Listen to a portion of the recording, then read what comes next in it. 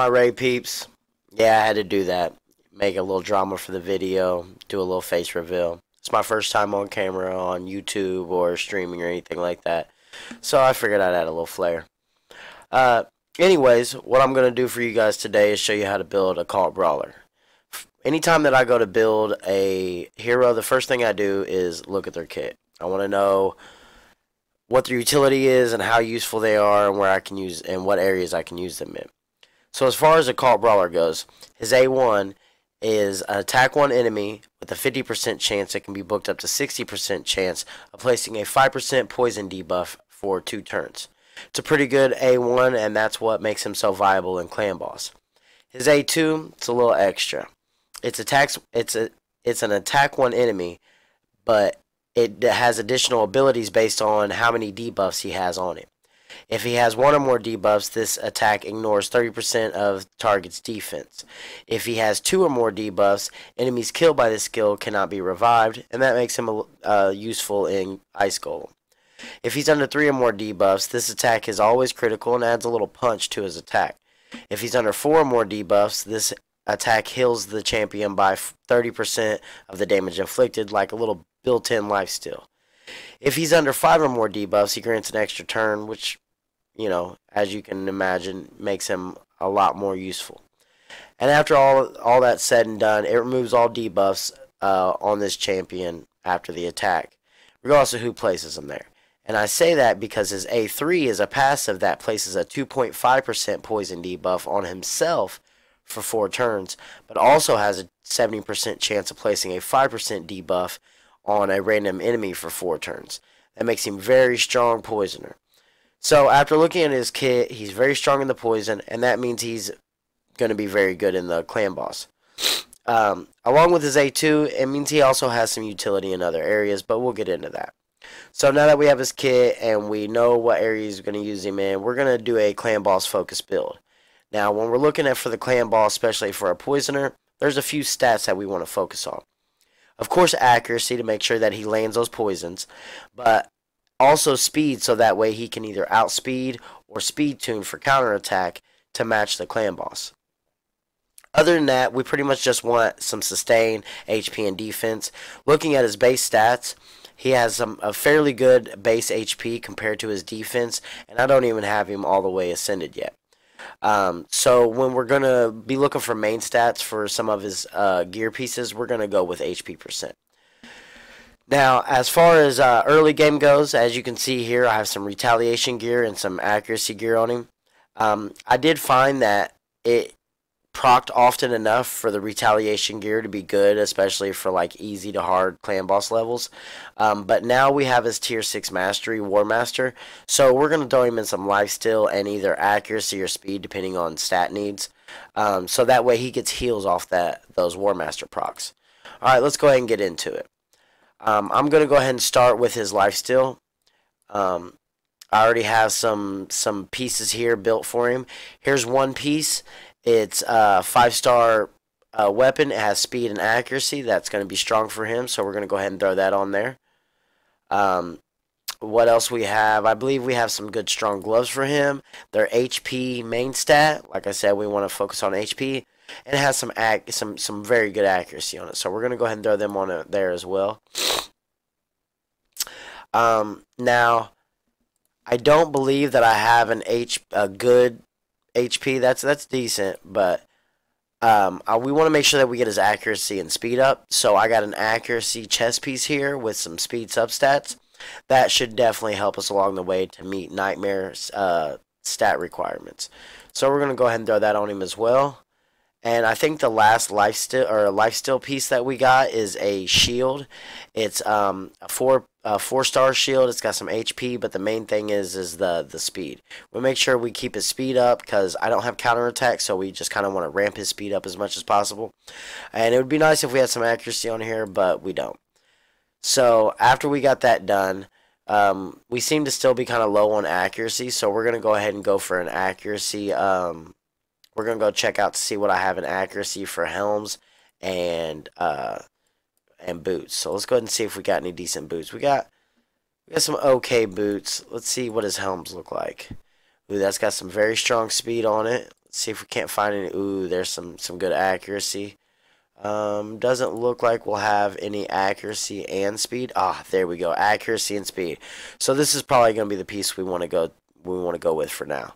So we're going to go ahead and slap that on him, and these 4-star speed boots. They have some HP and defense, which is kind of helpful for his sustain a little bit. Okay, let's go ahead and throw those on there. Now let's see what we got here. We've got 157 accuracy. We've got 146 speed, 30,000 HP, and about 1100 defense. That's not too bad, but we really do need his speed up, or his accuracy up more. That's why we do this accuracy chest piece on him. So I'm going to go ahead and level these up, and I'll be back to show you the final stats. Okay, and we're back. Now I've leveled up the gear he had. I threw a couple levels of ascension on him to get the amulet, and I threw an HP amulet with some accuracy on it. So we've just about got all his stats ready for Nightmare. The generalized base for Nightmare stats is 30,000 HP, 170 plus speed, and 180 to 200 accuracy. What we have him at is 38,000 HP, 152 speed, and 184 accuracy. His speed's a little low right now, but I run APOF, so that will help balance that out as far as the speed buff goes. And once I get him an accuracy banner, get that last level of ascension and get him an accuracy banner, then I can swap out these accuracy set for speed set, and that should help as well as, you know, getting 5-star gear on him and stuff like that. This is kind of a starting build for Nightmare, but I took him from the same gear that I had him on easy and normal clan boss and threw him right into Nightmare gear. And other than, you know, some good grinding and a few lucky rolls on substats and stuff like that, I don't have any crazy godly gear.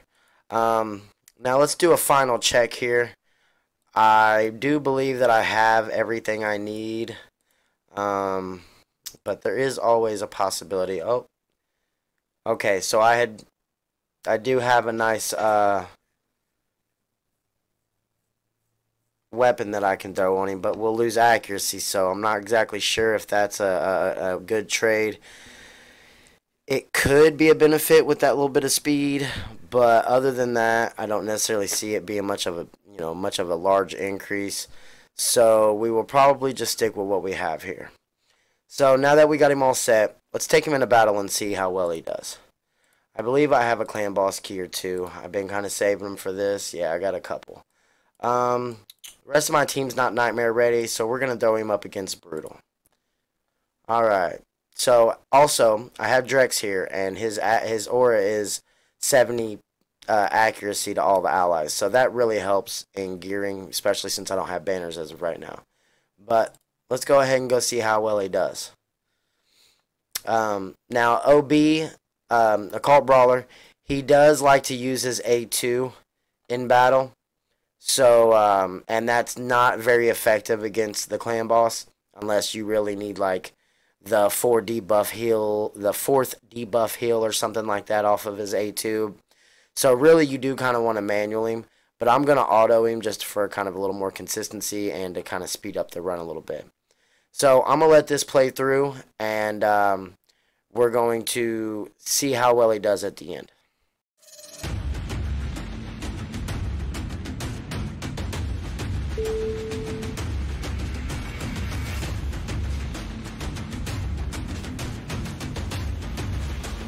Okay, and now that was a fairly quick run, to be honest. I still have a few other heroes in this team that need to be re-geared for this level. None of my heroes I have geared for Brutal or Nightmare since I pulled them, pretty much. But focusing on Occult Brawler, he did great. He was one of the last ones alive, and as you can tell, he definitely put up some damage numbers.